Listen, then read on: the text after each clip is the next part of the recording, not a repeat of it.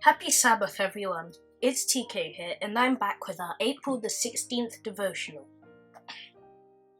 Before we get into this, our song for today is entitled, I'm Pressing on the Upward Way, and I'll read the first stanza for you.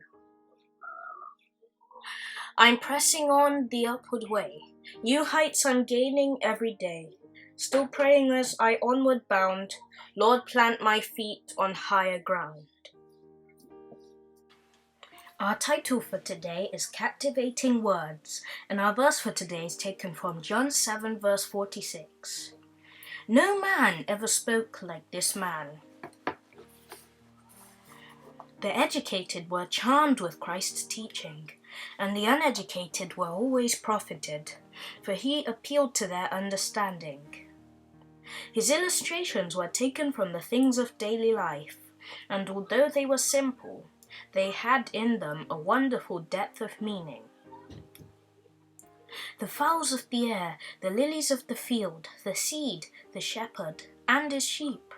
With these objects, Christ illuminated immortal truth, and ever afterward, when his hearers chanced to see these things set in nature, they record his words. Christ's illustrations constantly repeated his lessons. Christ always used the most simple language, yet his words were received by deep, unprejudiced thinkers, for they were words that tested their wisdom. Spiritual things should always be presented in simple language, even though learned men are being addressed. For such are generally ignorant regarding spiritual things. The simplest language is the most eloquent. Christ's words, so comforting and cheering to those that listen to them, are for us today. As a faithful shepherd knows and cares for his sheep, so Christ cares for his children. Christ knows his sheep intimately, and the suffering and helpless are objects of his special care. Christ didn't design that his words should return to him void.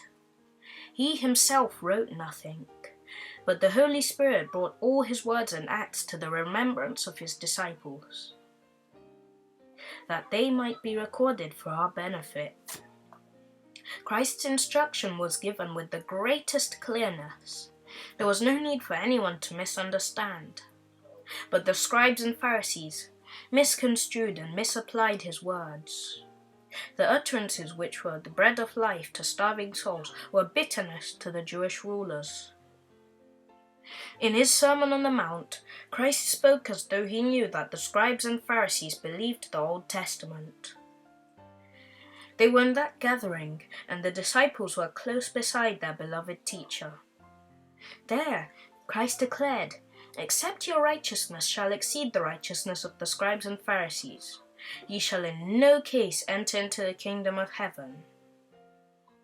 By his words he condemned their formalism and hypocrisy, and though applying directly to those before him, these words apply also to those of this age who do not the will of God.